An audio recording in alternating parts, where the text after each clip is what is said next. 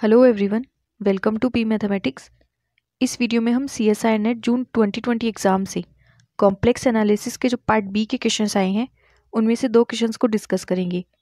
अगर आपको सॉल्यूशन समझ आए तो प्लीज़ लाइक करें, शेयर करें और चैनल को सब्सक्राइब करें। देखिए first question, let gamma be the positively oriented circle in the complex plane given by z belongs to C such that mod of z minus 1 equal to 1, then 1/2 pi iota integration dz upon z cube minus 3 equals, हमें ये integration की value बतानी है। हमें option दिए हुए 3, 1/3, 2 and 1/2। देखिए solution. देखिए पहले हम यहाँ से सर्कल बना लेते हैं। हमें जो गामा सर्कल दिया हुआ है उसमें क्या दिया हुआ है, z belongs to C such that mod of z minus 1 equal to 1। तो यहाँ से हमारे पास सेंटर तो आ गया 1 0 एंड इसकी रेडियस आ गई 1 के इक्वल, क्योंकि z इक्वल टू क्या होता है कॉम्प्लेक्स में x प्लस आयोटा वाई। तो यहाँ पे जब x प्लस आयोटा वाई रखेंगे तो ये mod of x plus iota y minus 1, या फिर ऐसे लिख सकते हैं रियल पार्ट और इमेजिनरी पार्ट को अलग करके x minus 1 plus iota y. यहाँ से इसका मॉड्यूलस ओपन करेंगे तो x minus 1 whole square plus y square equal to 1। तो यहाँ से सेंटर तो आ गया 1 0 एंड रेडियस आ गई 1। तो कुछ इस फॉर्म में हमारे पास सर्कल बन जाएगा। अब देखिए कोशी रेजिड्यू फॉर्मूले से integration f z d z ये किसके इक्वल होता है, 2 pi iota into sum of residue.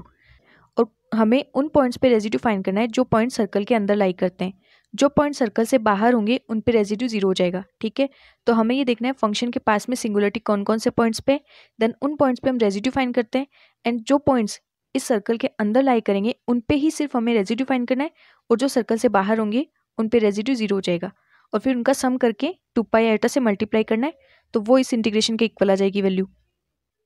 तो यहाँ हमें दिया हुआ है 1/2 pi iota integration dz upon z cube minus 3। तो z क्यूब माइनस 3 जो है पहले हम इसके फैक्टर कर लेते हैं। तो z क्यूब माइनस 3 के फैक्टर करेंगे तो z minus 1 into z square plus z plus 1। ठीक है, तो हमारे पास एफ जेड आ गया 1/z minus 1 into z square plus z plus 1। और देखिए यहाँ पे सिर्फ z इक्वल टू 1 पे पोल सिंगुलरिटी है। ठीक है, और z इक्वल टू 1 इस सर्कल के अंदर भी लाई कर रहा है। यहाँ पे अगर हम देखें तो z इक्वल टू 1 सर्कल के अंदर है। तो यहाँ से हमें सिर्फ z इक्वल टू 1 पे रेजिड्यू फाइंड करना है, क्योंकि इसके अलावा किसी भी पॉइंट पे फंक्शन के पास में सिंगुलरिटी नहीं है। तो हम z इक्वल टू 1 पे रेजिड्यू फाइंड कर लेते हैं। तो residue of f z at z equal to 1 वो आ जाएगा हमारे पास limit z tends to 1 z minus 1 into f z की वैल्यू रख देते हैं यहाँ पे। तो limit z tends to 1 z minus 1 तो यहाँ पे मल्टीप्लाई में, और एफ जेड की वैल्यू ये 1/z minus 1 into z square plus z plus 1। यहाँ से z माइनस 1 से z minus 1 cancel out, and फिर z square plus z plus 1 यहाँ पे लिमिट अप्लाई कर देंगे z टेंस टू 1।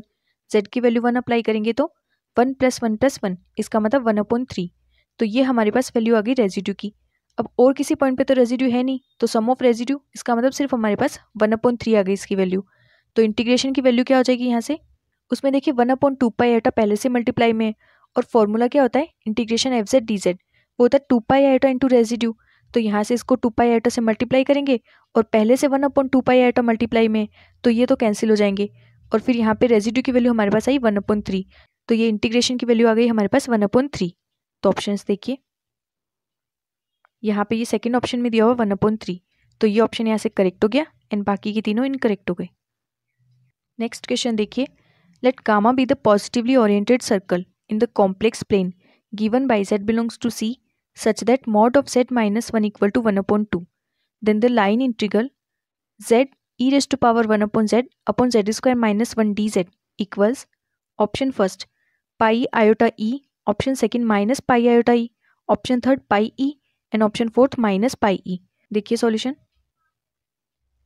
देखिए जो सर्कल दिया हुआ है z माइनस 1 इक्वल टू 1/2, तो यहाँ से हमारे पास सेंटर आ गया 1 0 एंड इसकी रेडियस आ गई हाफ। तो हमारे पास सर्कल कुछ इस फॉर्म में बन जाएगा, सेंटर इसका 1 0 एंड रेडियस इसकी हाफ। ठीक है, अब इस इंटीग्रेशन की वैल्यू किसके इक्वल आएगी, 2 pi iota into sum of residue. तो सबसे पहले हम क्या करते हैं, यहाँ पे जो जेड स्क्वायर माइनस 1 है 1/z स्क्वायर माइनस 1 इसके फैक्टर कर लेते हैं। तो यहाँ से इसके फैक्टर आ जाएंगे 1/z minus 1 into Z plus 1। ठीक है, अब देखिए यहाँ से 1/z plus 1 into Z minus 1 इससे सॉल्व करके लिख लेते हैं 1/2 ब्रैकेट में 1/z minus 1 minus 1/z plus 1 and इसके मल्टीप्लाई में z e raise to power 1/z dz। अब इन पे अलग अलग इंटीग्रेशन अप्लाई कर देते हैं। तो देखिए integration 1/2 z minus 1 z e raise to power 1/z dz इसकी वैल्यू क्या आ जाएगी 1/2 into 2 pi iota sum of residue of f1। यहाँ पे f1 फंक्शन कंसिडर कर लेते हैं z e raise to power 1/z upon z minus 1। इसी तरह से -1/2 into 2 pi iota residue of f2 at z equal to -1, क्योंकि यहाँ पे z इक्वल टू -1 पे सिंगुलरिटी है। लेकिन अब देखिए z इक्वल टू -1 तो सर्कल से बाहर है, इसलिए इस पे तो रेजिड्यू 0 हो जाएगा, तो ये वाला पार्ट तो 0 हो गया। अब हमें सिर्फ z इक्वल टू 1 पे रेजिड्यू फाइंड करना है, और f1z हमारे पास क्या है z e raise to power 1/z upon z minus 1। तो यहाँ पे इसके लिए रेजिड्यू फाइंड कर लेते हैं। उसके लिए फॉर्मूला आ जाएगा limit z tends to 1 z minus 1 into f z है z e raise to power 1/z upon z minus 1। यहाँ पे 2 से 2 कैंसिल हो गया, पाई आयोटा, और लिमिट अप्लाई करेंगे z टेंस टू 1। ये z माइनस 1 से z माइनस 1 कैंसिल हो गया, z टेंस टू 1 रखेंगे तो 1 into e raise to power 1।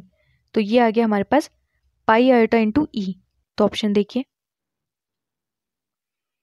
यहाँ पे ऑप्शन फर्स्ट में दिया हुआ है आयोटा पाई ई, तो ये ऑप्शन यहाँ से करेक्ट हो गया एंड बाकी के तीनों इनकरेक्ट हो गए।